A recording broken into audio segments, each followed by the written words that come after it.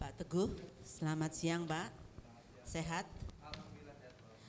Boleh dicopot maskernya kalau lebih nyaman ya, supaya kita juga bisa mendengar lebih jelas lagi. Yang pertama saya akan mengklarifikasi beberapa masukan dari masyarakat ya Pak ya. Anda tahun 2001-2008 sudah bekerja di Komnas HAM. Lalu Anda keluar karena ada perseteruan dengan staf pegawai dan kurang setuju dengan kebijakan organisasi. Ya, langsung. Ya, pada tahun 2008 saya mengundurkan diri dari Komnas HAM karena waktu itu sesuai dengan undang-undang Kesekjenan Komnas HAM harus berubah menjadi PNS. Dan waktu itu saya dengan beberapa rekan bersama Mbak Roy, Mas Anton dan beberapa teman lain, kami sepakat bahwa model Kesekjenan Komnas HAM yang PNS itu tidak sesuai dengan independensi Komnas HAM. Jadi itu alasan saya mengundurkan diri dari Komnas HAM waktu itu. Jadi tidak ada persoalan konflik dengan pihak Kesekjenan betulnya. Kalau perbedaan pandangan itu hal yang biasa. Oke. Kemudian Anda pernah menjadi anggota Ombudsman DKI, namun mengundurkan diri karena ada perseteruan dengan anggota lainnya. Kepala Perwakilan Ombudsman. Ya. Nah, jadi saya Kepala Perwakilan Ombudsman tahun 2018 sampai 2021. Saya mengundurkan diri karena saya dilaporkan whistleblowing system oleh salah satu anggota Ombudsman dengan alasan saya melawan perintah atasan. Nah, kenapa saya melawan perintah atasan? Karena waktu itu ada pergantian anggota Ombudsman, dan saat pergantian anggota Ombudsman yang dilakukan pertama kali oleh beberapa anggota Ombudsman adalah melakukan permintaan dana sosialisasi ke BUMN dan kemudian mengajak Kaper untuk terlibat di dalam permintaan dana sosialisasi itu.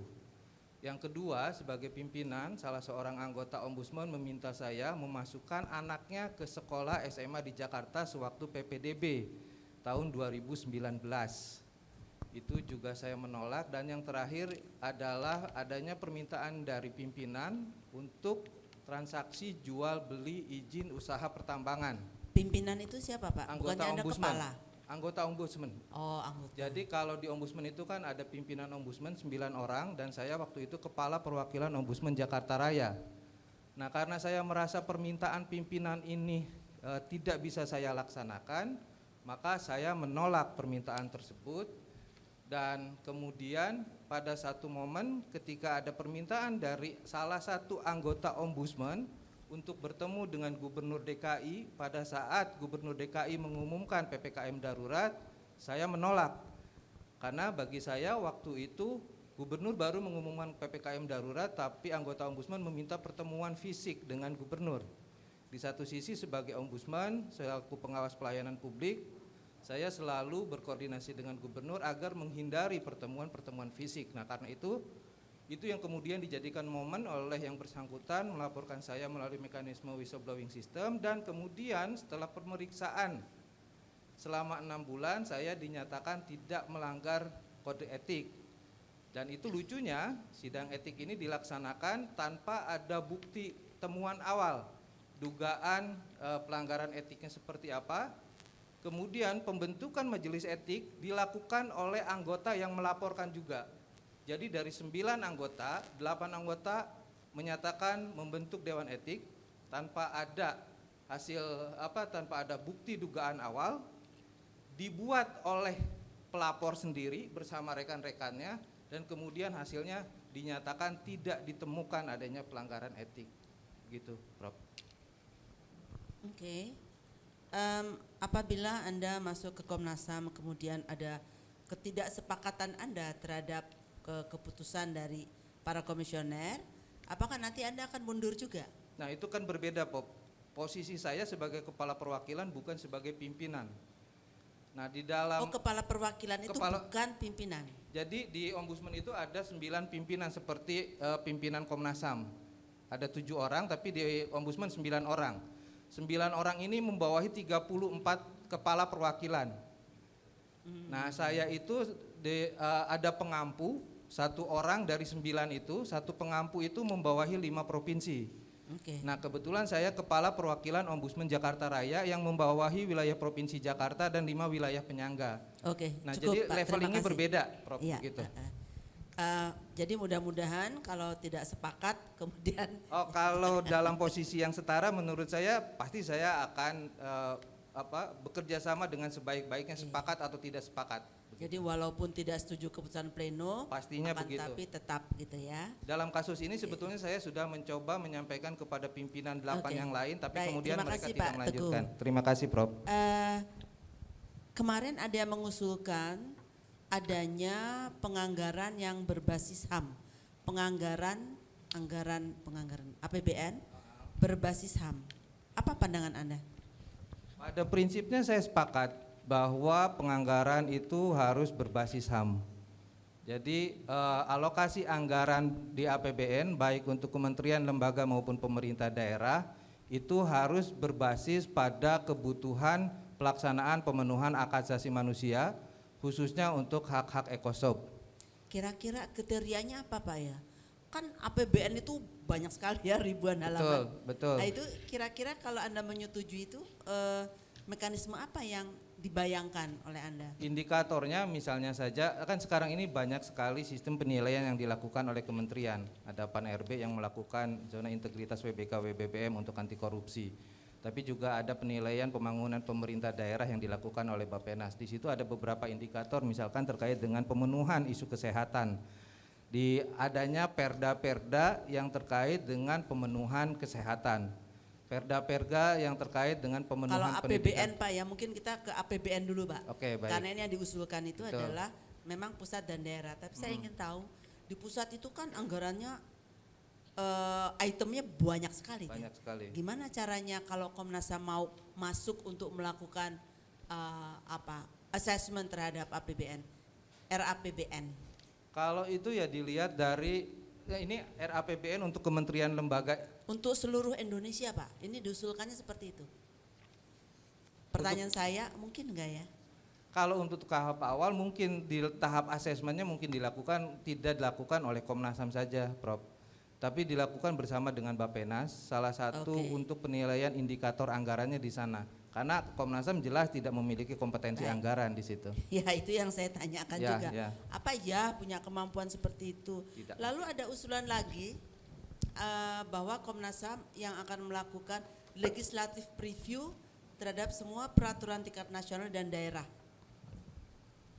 Itu juga menurut saya agak tidak mungkin kalau harus seluruhnya, karena itu bahkan Kemendagri saja untuk melakukan review perda saja sudah keteteran, sementara Betul. Komnas HAM dengan anggaran yang terbatas, dengan jumlah personil yang terbatas, menurut saya itu agak mission impossible gitu, Prof. By the way, Anda tahu nggak sih anggaran Komnas HAM berapa? Saya pikir di bawah 500, Prof. Masih anggaran kementerian lembaga kecil gitu. Oh, 100 miliar tadi. Ya, Nah, 100 miliar ya tadi ya Bu Fatia ya. Ya. Oke, ya pastinya nggak cukup lah ya, tapi nanti kita bicara lain lagi.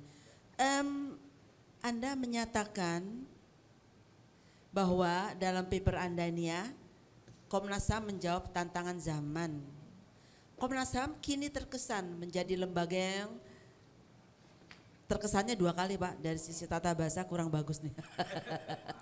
Komnas HAM kini terkesan menjadi lembaga yang terkesan penting ada, hanya karena negara membutuhkan justifikasi keberadaan lembaga penegak HAM sebagai lipstick di dunia internasional dan sebagai kembang harapan bagi masyarakat. Pada saat ini dan beberapa masa kepemimpinan sebelumnya saya merasa begitu. Hal ini bisa dilihat pertama terkait dengan penyelesaian pelanggaran HAM masa lalu yang jalan di tempat. Artinya baik secara teknis maupun secara substansi tidak ada perubahan sama sekali.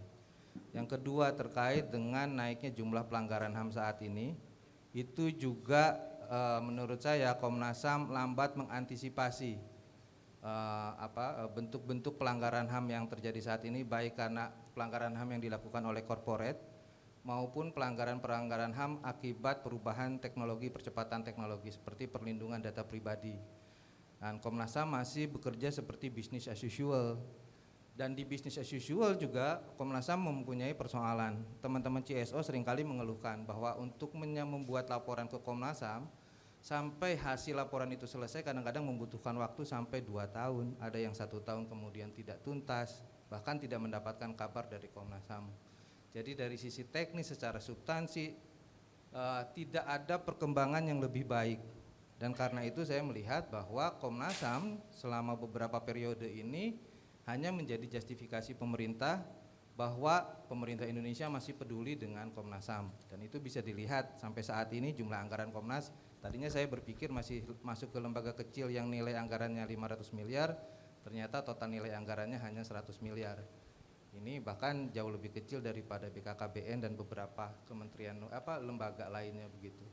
Jadi bisa dilihat bahwa dilihat dari situ pemerintah juga tidak terlalu concern dengan keberadaan Komnas HAM kecuali memang hanya untuk tampilan begitu, Prof. Oke.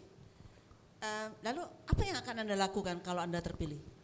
Ada beberapa strategi seperti yang saya sampaikan di dalam makalah dan juga waktu uji publik. Pertama yaitu penataan kelembagaan Komnas HAM. Penataan kelembagaan ini baik penataan kelembagaan SDM, penataan tata kelola sistem laporan, penata kelembagaan tata kelola keuangan, tata kelola pemantauan hasil rekomendasi, complaint handling mechanism, dan jika diperlukan adanya reaksi cepat ombudsman Komnas HAM. Nah, saya lihat misalkan saja terkait dengan sekarang ini belum ada keterkaitan antara penilaian kinerja staf Komnas HAM dengan sistem pelaporan. Yang saya bayangkan bahwa Komnas HAM sudah harus memiliki sistem laporan yang terkumpul dalam satu dashboard kalau memungkinkan, kalau anggarannya ada, kalau anggarannya tidak ada ya perlahan-lahan saja. Nah, di dalam dashboard ini itu harus ada sistem pelaporan yang tangible. Artinya tangible misalkan sekarang masyarakat melaporkan dan mengeluh 1 tahun belum juga ada penyelesaian. Tapi kalau dengan sistem baru ini nanti diharapkan ada proses misalkan saja proses verifikasi untuk penerimaan laporan di Komnas HAM itu dibatasi waktunya 14 hari. Dari pelapor memasukkan laporannya ke Komnas HAM. Setelah 14 hari, Komnas HAM wajib melakukan pemeriksaan awal. Batas waktunya 14 hari. Jika dibutuhkan, nggak usah masuk ke teknis ya Pak ya. Betul. Tapi idenya adalah ya mengganti sistem pelaporan. Sistem pelaporan yang terintegrasi dengan sistem kepegawaian untuk menilai pegawai, terintegrasi juga dengan complaint handling mekanisme dan juga dengan tata kelola pemantauan hasil rekomendasi dari Komnas HAM dalam satu dashboard. Okay. Kalau bisa anggarannya, kalau tidak ada ya dilakukan secara manual. Yang penting prinsipnya SOP-nya ada begitu, Prof. Sekarang belum ada SOP. Kalau saya melihat kenapa itu bisa terjadi laporan terjadi 1 tahun tanpa ada penanganan, itu menunjukkan monitoring terhadap kalau ada pelaksanaan SOP itu artinya monitoringnya sangat buruk. Monitoring. Oke, satu Pak ya. Lalu Anda tadi bicara soal pelanggaran HAM berat, dan yang satu Anda usulkan adalah bagaimana meningkatkan kerjasama. Apa yang akan Anda lakukan tentang kasus-kasus pelanggaran HAM berat yang belum diterima oleh belum dilanjutkan? Kalau untuk pelanggaran HAM berat, menurut saya perlu dibentuk task force khusus, unit khusus yang pekerjaannya hanya melaksanakan penyelesaian pelanggaran HAM berat, khususnya pelanggaran HAM berat masa lalu. Jadi tidak bisa lagi pelanggaran HAM berat masa lalu ditangani secara business as usual.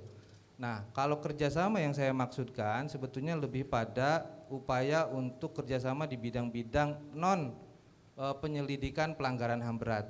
Karena sebetulnya Komnas HAM ini anggarannya kecil, jumlah SDM-nya kecil, tapi mau masuk ke semua isu. Seperti pendidikan dan penyuluhan sebetulnya sudah ada Dirjen HAM yang sudah bisa dilakukan kerjasama dengan Dirjen HAM. Dengan perguruan tinggi, para perguruan tinggi juga punya Pusham. Khusus untuk pendidikan penyuluhan dan juga kajian, Komnas HAM bisa bekerja sama dengan lembaga-lembaga itu.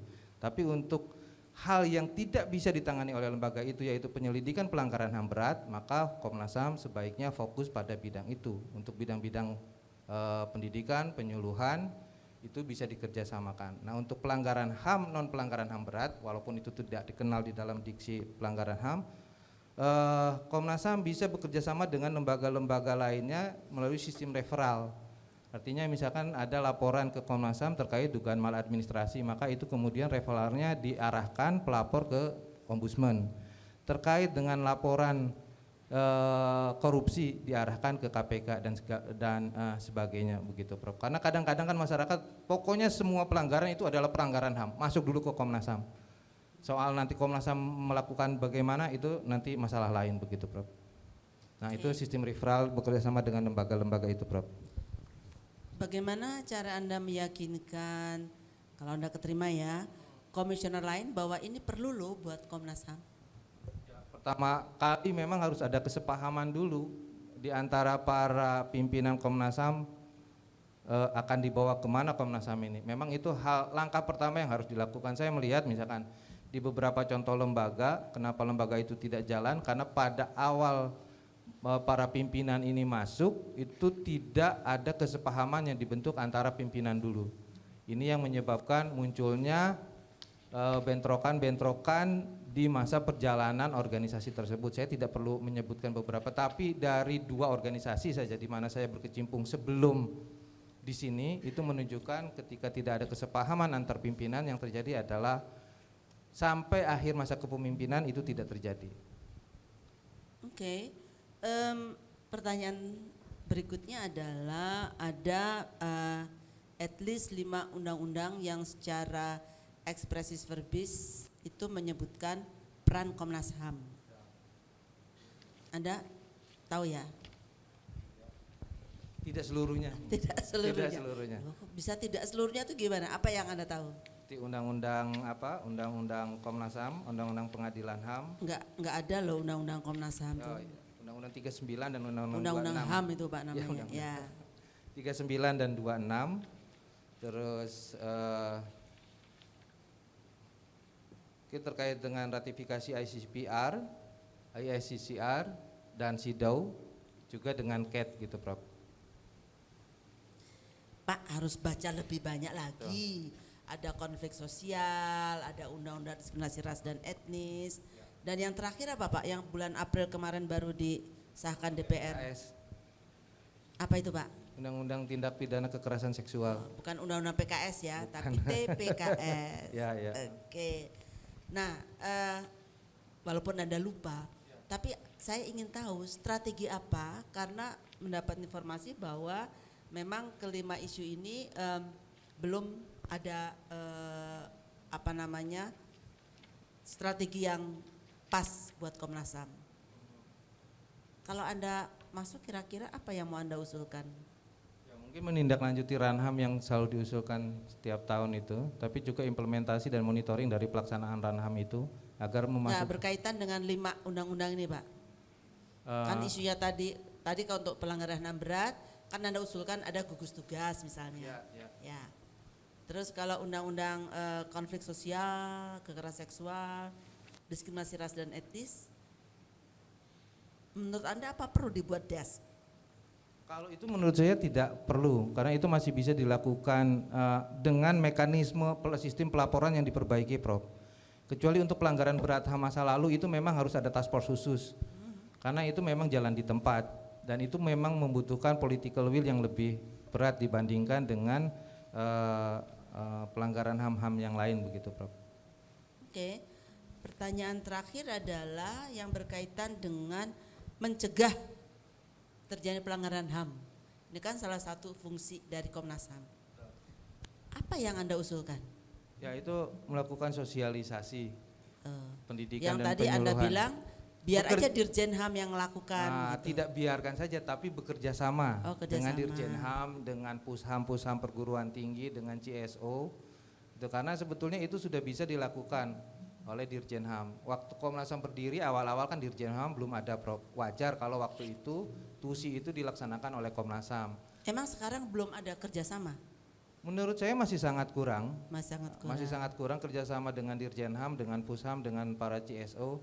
Kenapa para CSO teman-teman sekarang juga mengeluh juga kan karena ada persoalan bahwa keterlibatan teman-teman CSO di dalam pendidikan dan penyuluhan juga kajian, mungkin itu masih sangat kurang. Jadi pelibatan CSO sangat dan penting. Lembaga pemerintah lain khususnya yang terkait dengan isu hak asasi manusia, Prof. Oke. Pas. Ya, Pak. terima kasih Prof. Terima kasih, Pak. Baik, ya Saudara Teguh Pujianto, selamat ya, Anda sudah sampai pada tahap yang penting ini. Jadi saya melanjutkan sebetulnya apa yang sudah ditanyakan oleh Prof. Harkristuti tadi. Tapi menarik tadi yang pernyataan Anda ya. Jadi kalau bisa memang Komnas HAM ini fokus saja pada pelanggaran HAM berat ini kira-kira. Toh fungsi pendidikan, fungsi penyuluhan sebetulnya sudah diakomodir oleh ini yang lain kira-kira. Nah kita lihat sekarang ini kan sudah ada peta jalannya di strategic planning dari Komnas HAM ini, di mana memang masih tetap fokus pada proses penegakan dan pemajuan HAM. Kita lihat penyuluhan, pendidikan, mediasi terkait dengan juga pemajuan HAM ini. Nah, saya kira paling tidak sebagai komisioner nanti Anda harus merujuk pada strategic planning yang sebetulnya sudah disepakati bersama. Saya kira gitu ya. Jadi saya kira Anda tidak bisa bikin strategic planning baru, fokus saja pada pelanggaran HAM berat atau juga yang lainnya.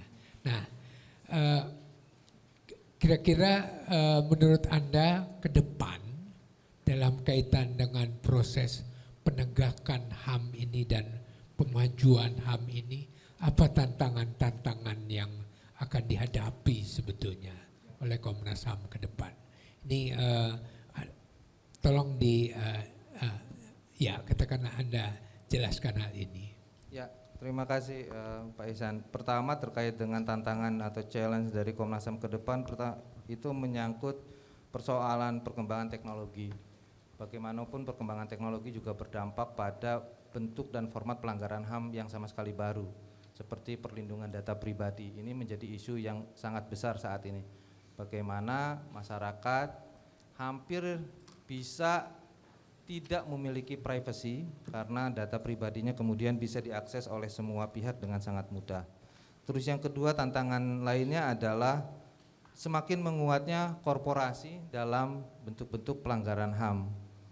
Dan bisa kita lihat transnational company sekarang, beberapa transnational company bahkan melampaui APBN beberapa negara kecil dan menengah, sehingga kemampuan untuk melakukan ekspansi ke Indonesia termasuk ke dalam industri ekstraktif yang sangat syarat dengan pelanggaran HAM itu juga menjadi sangat besar.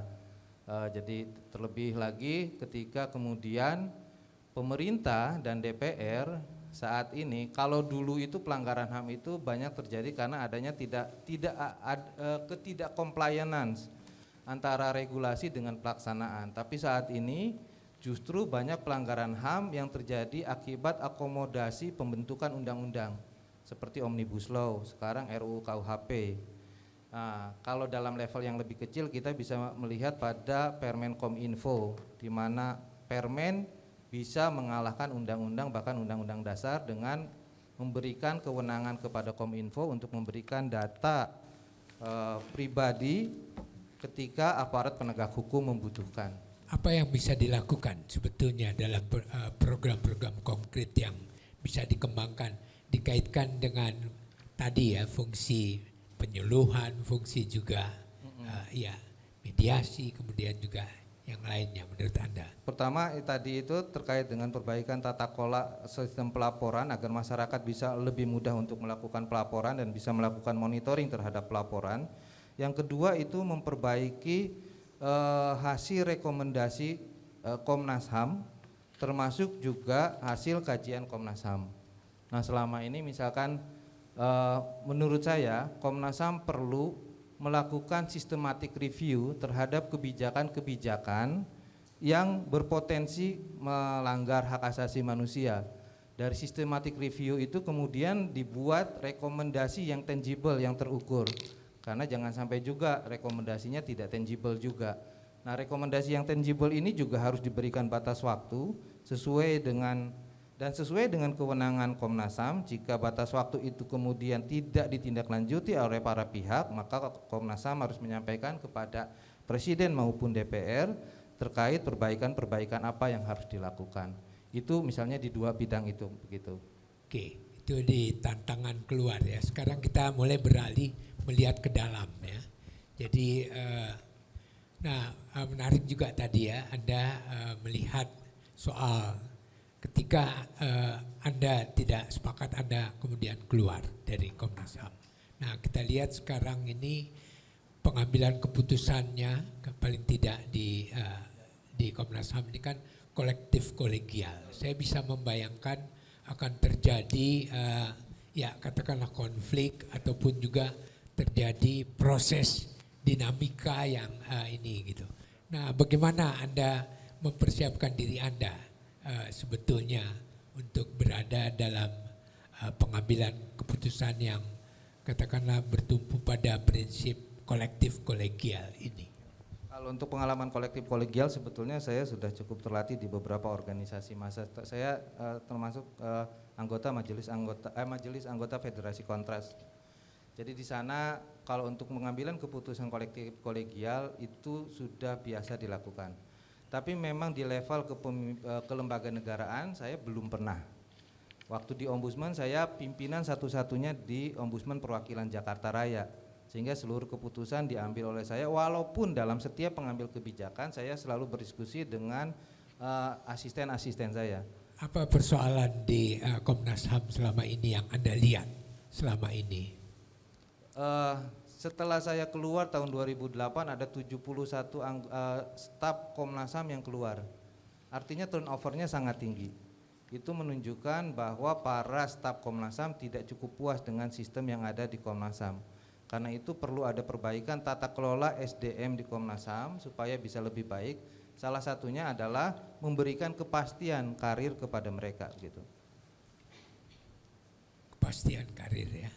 Ya, menurut saya itu salah satu hal yang penting terkait dengan pengelolaan SDM ini, karena sangat disayangkan sejak tahun 2008 itu saya ingat betul teman-teman saya sudah banyak yang mendapatkan pelatihan bahkan di luar negeri untuk investigasi, pendidikan, penyuluhan, mediasi. Tapi kemudian harus keluar dan jumlahnya sangat banyak, 71 orang yang tidak puas dengan Komnas HAM. Itu menunjukkan bahwa ya harus ada perbaikan tata kelola di situ. Perbaikan tata kelola itu SDM. Ya. Oke, tapi ingin saya kaji lebih jauh ya. Ya. Di satu sisi kan ada komisioner. Betul. Kemudian juga ada kesekjenan Betul. sebagai supporting Betul. system. Kita mengasumsikan ini kan saling bersinergi lah ya. Tapi kelihatannya Anda melihat bahwa ini nggak nyambung sebetulnya atau bagaimana? Tadi kan prinsip kolektif kolegial ini ada di level komisioner sebetulnya untuk mengambil kebijakan, keputusan, kemudian baru dieksekusi katakanlah oleh kesekjenan.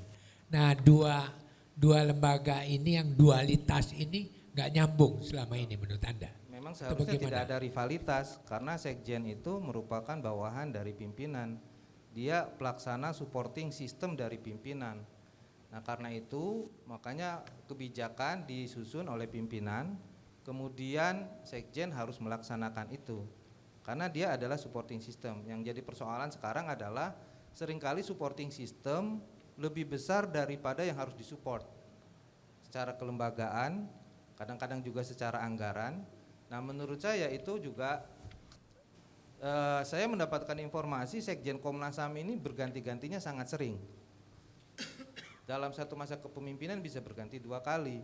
Itu menunjukkan bahwa pimpinan itu harus memastikan standar kebutuhan organisasi atas sekjen yang dibutuhkan oleh Komnas HAM. Jangan sampai kemudian ya sudahlah kita pilih yang ini. Karena sepertinya yang ini asik, tapi tidak berdasarkan indikator kebutuhan organisasi. Nah, ini yang kemudian menyebabkan sekjen di Komnas HAM berganti-ganti, kebijakannya berganti-ganti. Dan kemudian seringkali juga ketika satu sekjen datang membawa orang-orangnya kemudian menjadi dominan, dan itu yang menjadi persoalan konflik di dalam sebuah organisasi. Oke, baik. Terima kasih. Waktu saya juga sudah habis. Saya alihkan pada Mbak Nana.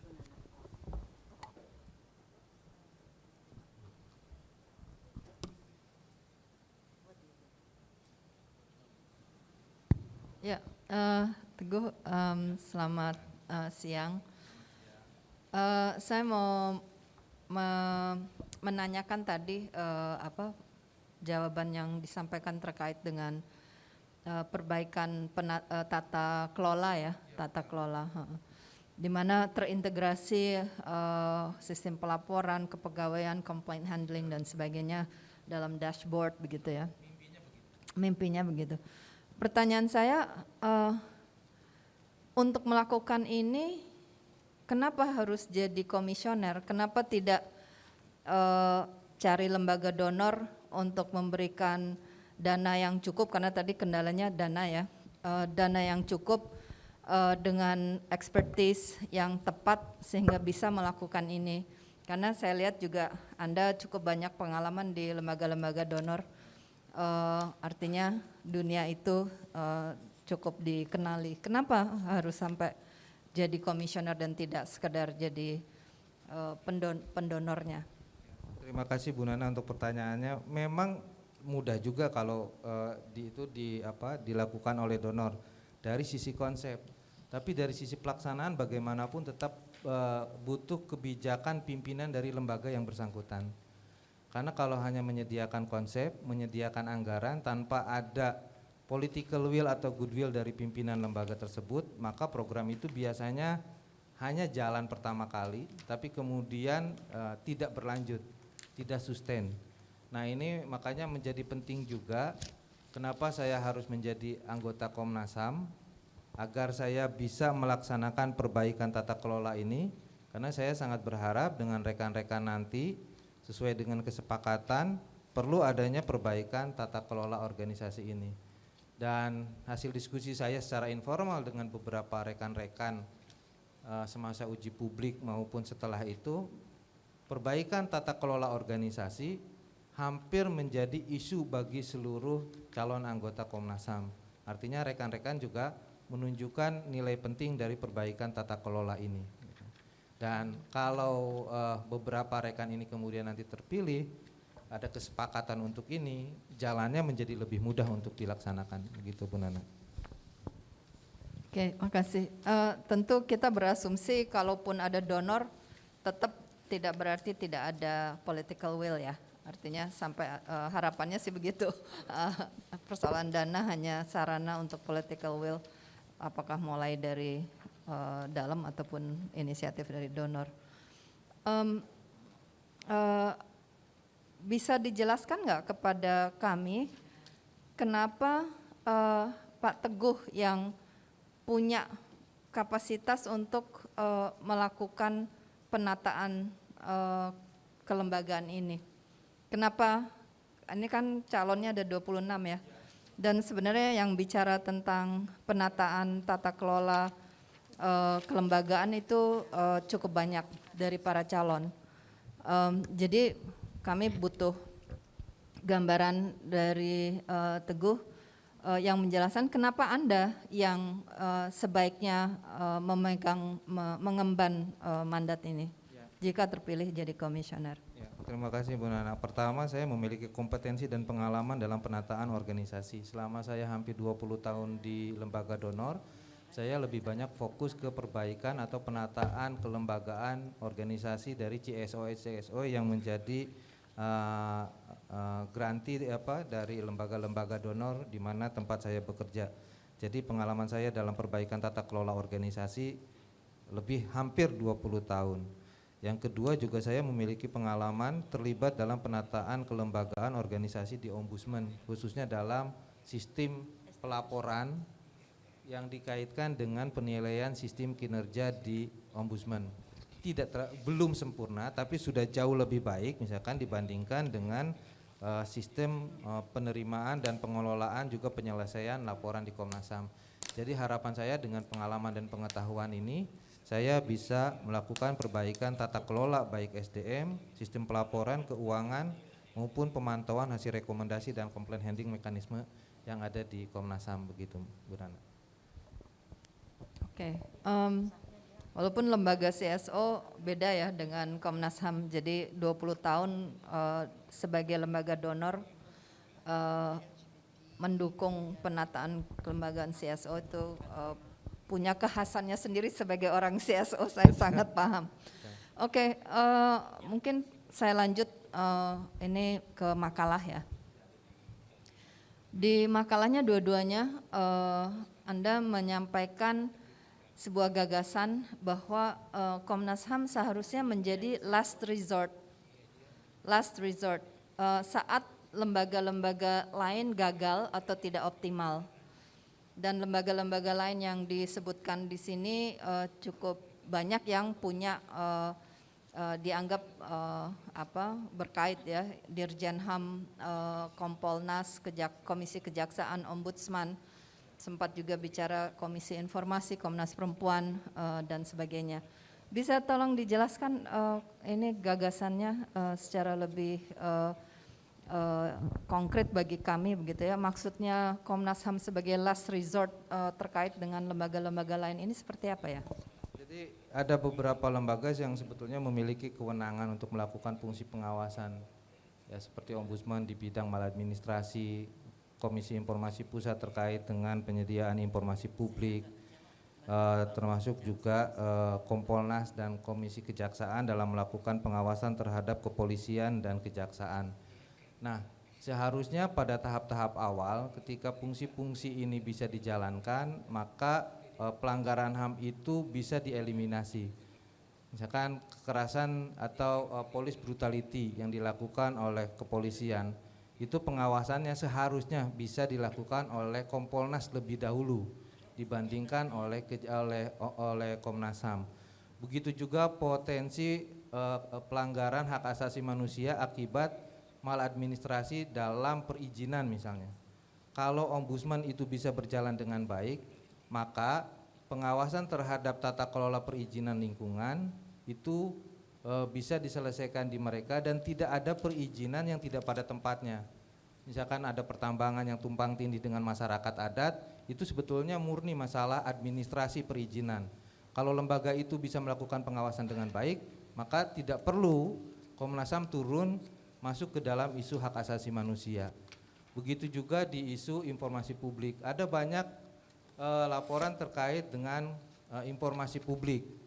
Kalau saja KIP menjalankan fungsinya dengan baik, maka pelanggaran HAM akibat ketidaktersediaan informasi publik, termasuk juga sebetulnya Komisi Informasi Publik memiliki kewenangan untuk memberikan perlindungan terhadap data pribadi, walaupun belum ada undang-undang khusus terkait dengan itu. Tapi di salah satu pasalnya ada kewajiban KIP untuk memberikan perlindungan itu. Nah, jika lembaga-lembaga ini bisa menjalankan fungsi-fungsi itu dengan baik, maka seharusnya laporan yang masuk ke Komnas HAM itu sudah betul-betul laporan yang tersaring karena sudah bisa diselesaikan oleh lembaga-lembaga itu sebelumnya. Mungkin begitu, Mbak Nana. Ini soal maladministrasi polisi, informasi terbuka, ini bukannya ada perbedaan substantif ya dengan soal pelanggaran HAM? Apakah ini sekedar setelah maladministrasi kalau ini tidak terjadi maka dia jadi pelanggaran HAM, maka itu baru ke Komnas HAM? Apakah polisi, sikap polisi yang tidak baik, Kompolnas tidak bisa tangani, baru setelah itu dia jadi pelanggaran HAM? Apakah memang ada semacam kumulatif seperti itu, atau memang ini perbedaan substantif di antara mandat-mandat dari masing-masing organisasi yang tadi disebutkan? Ya, mandatnya sih mungkin berbeda-beda, tapi kalau misalkan lembaga-lembaga itu menjalankan fungsinya dengan baik, maka menurut saya potensi pelanggaran HAM itu bisa dieliminasi. Misalkan saja terjadinya pelanggaran HAM kepada masyarakat adat itu terjadi akibat perizinan izin usaha pertambangan, izin usaha perkebunan sawit yang tidak sesuai dengan regulasi.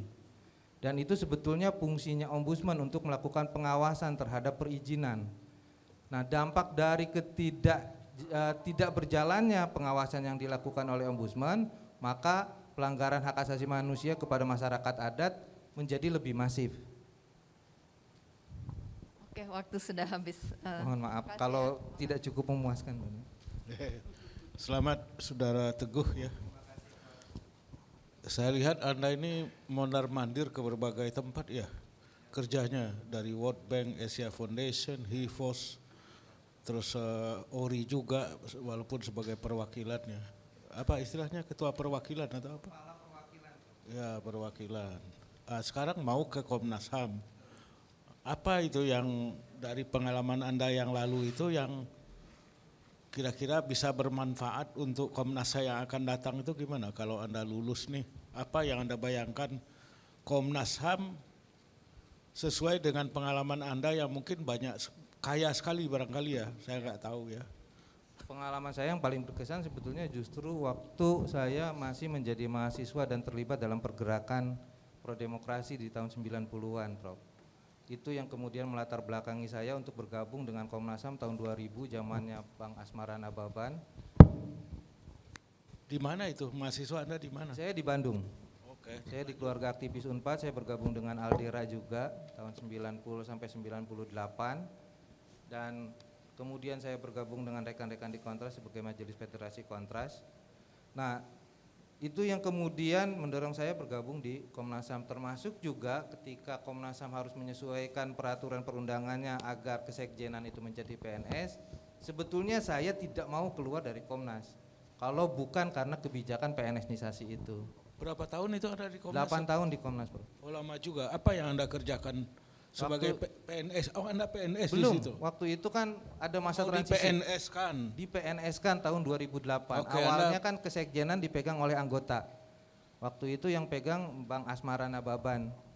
Nah, selama dengan Bang As itu saya merasakan bahwa Komnas HAM betul-betul menjalankan mandatnya.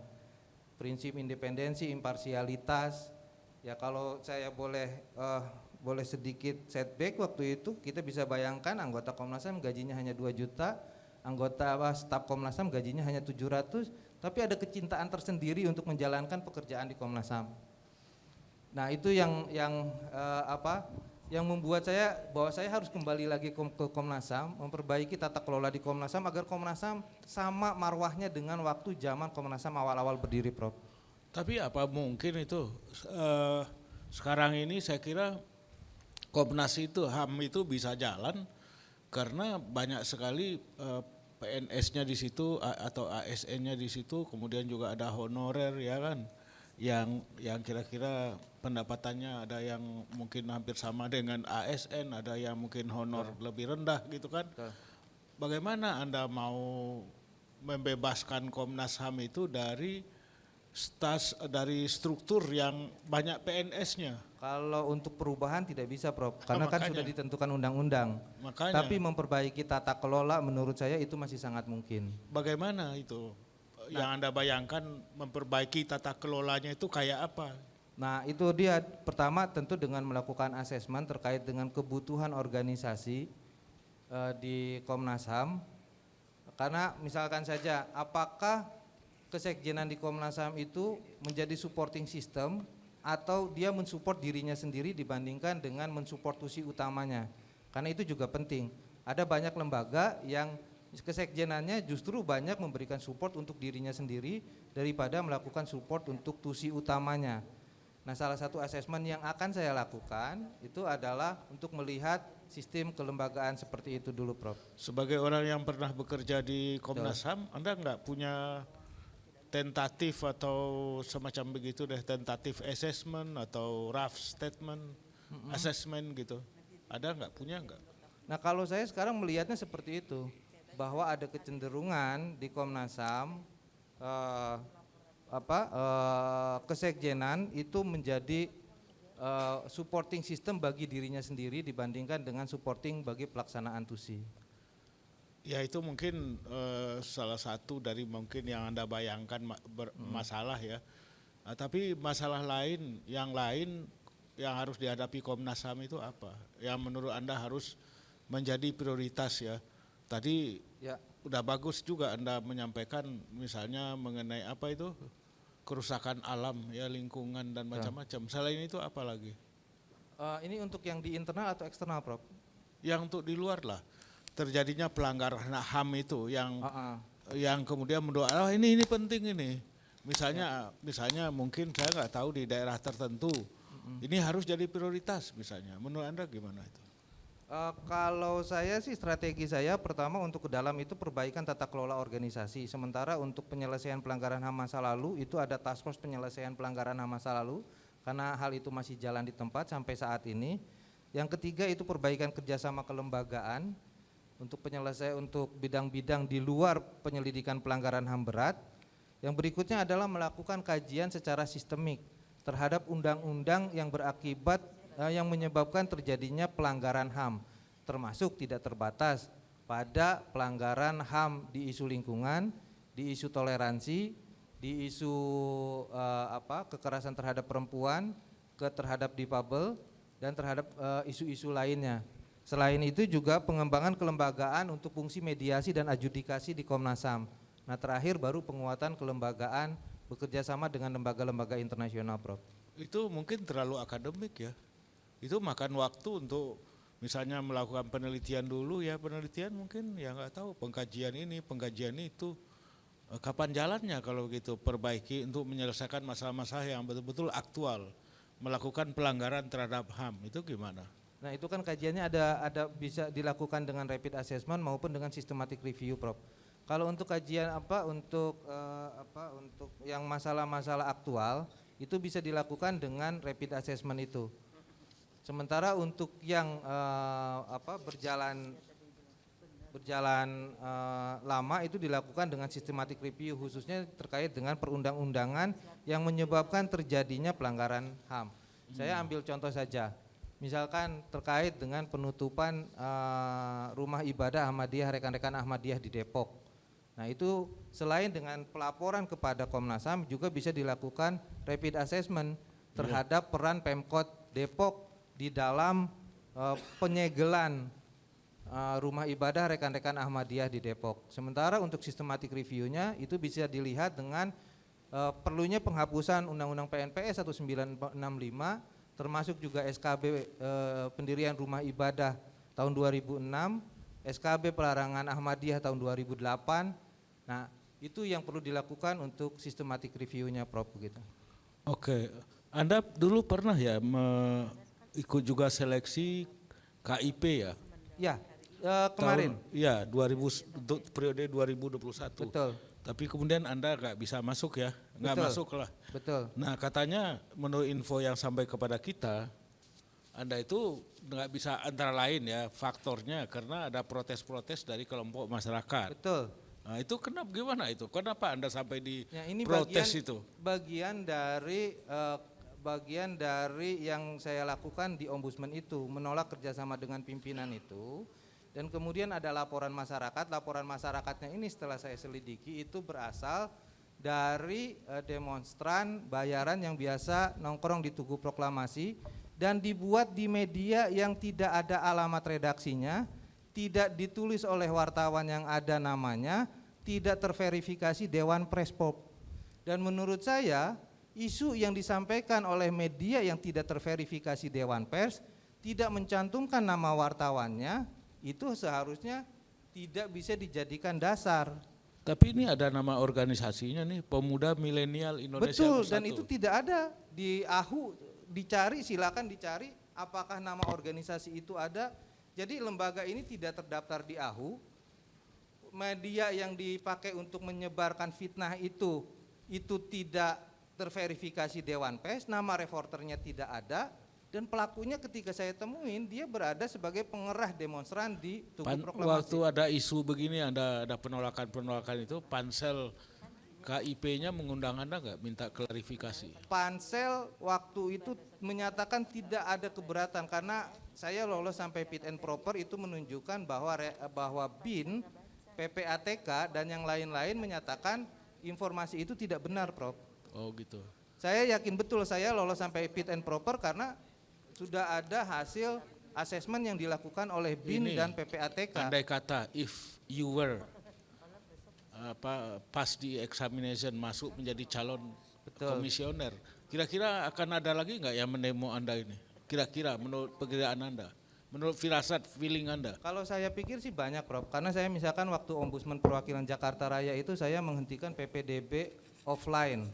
Sebelumnya PPDB online di Depok itu menyisakan satu kelas, biasanya 40 orang untuk satu kelas. Dan di tahun 2018-2019 saya menghentikan PPDB online itu, PPDB offline itu agar sisa siswa PPDB itu bisa masuk ke dalam online. Dan itu menyebabkan banyak LSM dan orang-orang yang biasanya mendapatkan penghasilan selama PPDB itu hilang pendapatan. Terima kasih Pak. Waktunya habis.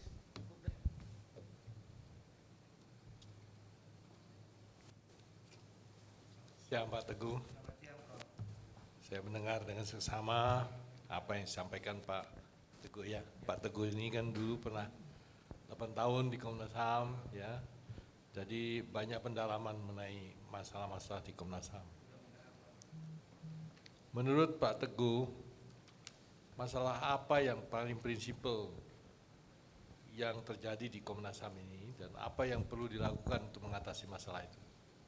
Ya, terima kasih Prof. Pertama mungkin terkait dengan kolektif kolegial. Saya melihat bagaimanapun kepemimpinan yang saat ini juga masih agak gagal terkait persoalan kolektif kolegial ini. Ya, misalkan terbuktilah salah satu contohnya misalkan terkait dengan pengangkatan kesekjenan 2 kali pergantian sekjen, terus turnover staf Komnas HAM yang cukup tinggi, terus kepercayaan publik yang makin rendah karena lamanya masa penyelesaian laporan dan hal-hal lain. Jadi ini menunjukkan pertama terkait dengan kolektif kolegial yang harus diperbaiki di masa kepemimpinan yang akan datang. Terus yang kedua itu terkait dengan penyelesaian pelanggaran HAM masa lalu yang masih jalan di tempat.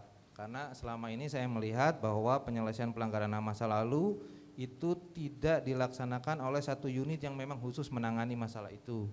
Jadi masih dilaksanakan business as usual. Nah masalahnya siapa yang menggawangi penyelesaian pelanggaran HAM masa lalu, dan kita lihat bahwa korban-korban pelanggaran HAM masa lalu walaupun seperti Bu Sumarsi sudah menggelar ratusan kali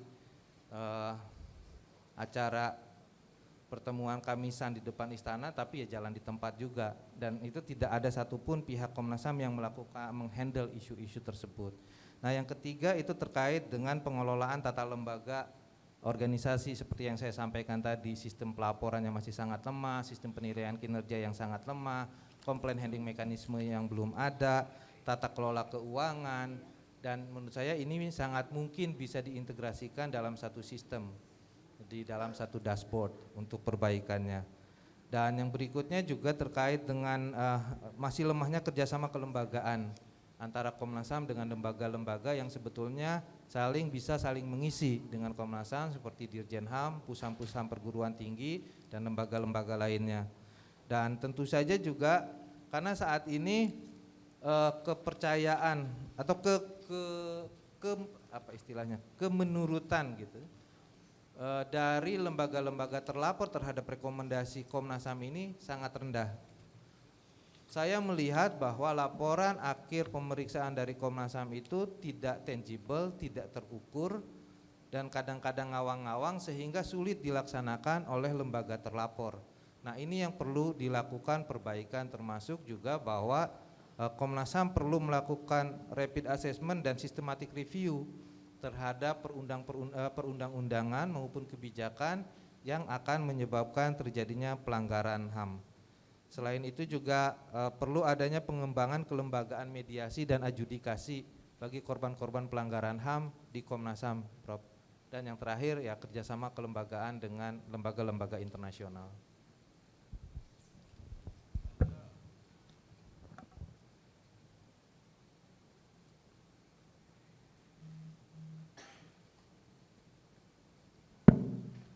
Anda berpengalaman juga ya dengan organisasi-organisasi lain di sini ya. Nah menurut hemat saudara Anda ini kira-kira Komnas HAM ini hubungannya dengan lembaga-lembaga sejenis ini di negara-negara tetangga maupun di dengan komisi dengan Dewan HAM ya, apa itu Menurut Anda sudah memadai atau kurang memadai atau apa sebaiknya yang harus dilakukan? Kalau keterpimpinan Komnas HAM di lembaga internasional menurut saya sudah cukup baik. Di level ASEAN hampir semua Komnas HAM ASEAN sudah mengenal Komnas HAM dengan sangat baik. Begitu juga CSO CSO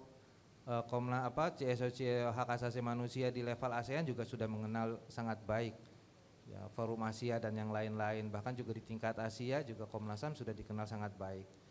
Di lingkungan internasional sampai ke Dewan HAM juga terkait dengan laporan hak asasi manusia, di mana Komnas HAM juga bersama-sama dengan rekan-rekan dari CSO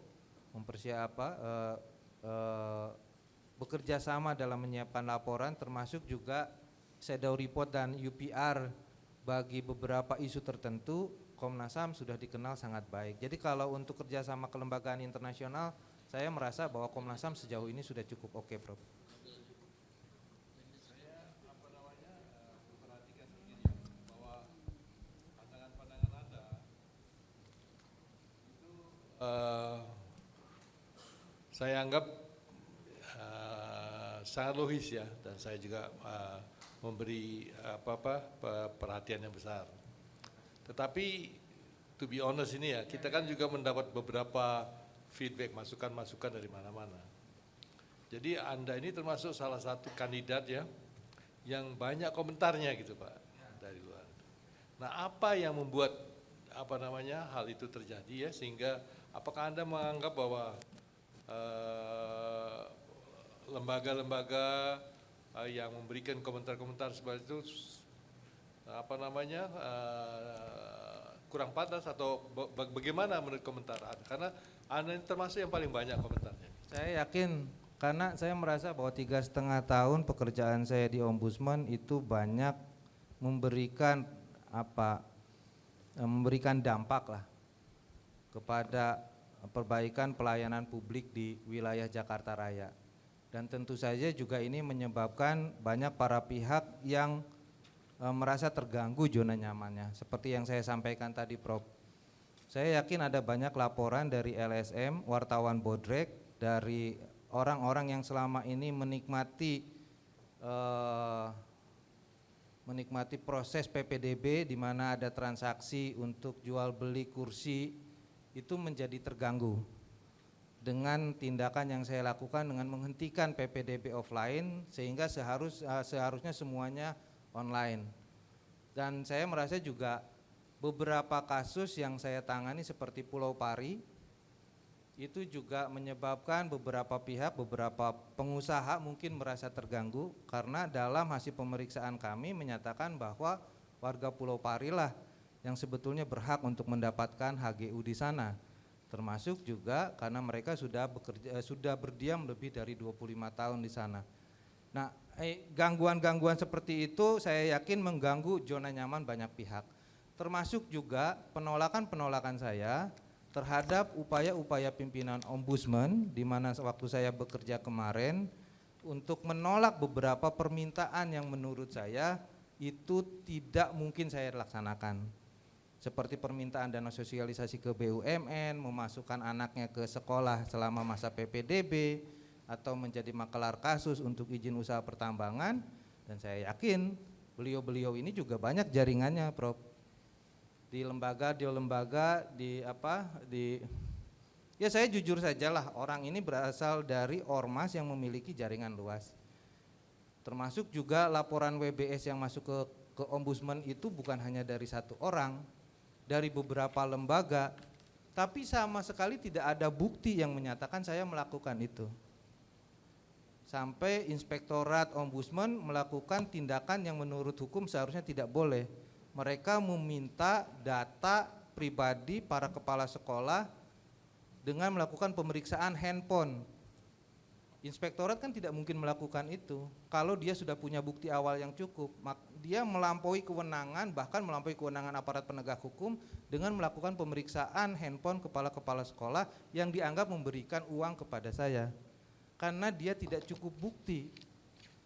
Dan Dan saya sebetulnya waktu itu mau mengajukan gugatan TUN, termasuk juga membuat laporan ke Komnas HAM terkait dugaan pelanggaran HAM yang dilakukan oleh Ombudsman dan juga hasil putusan sidang etik. Tapi saya waktu itu merasa bahwa jangan sampai hal ini merusak marwah dari Ombudsman. Lembaga itu bagus. Yang rusak itu ya yang mengisi sekarang, tapi juga tidak harus dibombardir. Jangan sampai karena ada tikus yang rusak kemudian lembaganya dihancur leburkan. Tapi saya sudah jelas menyampaikan itu kepada beberapa pihak terkait, termasuk Komisi 2 sudah saya sampaikan hal itu, dan juga ke beberapa lembaga lain begitu, Prof. Terima kasih Prof.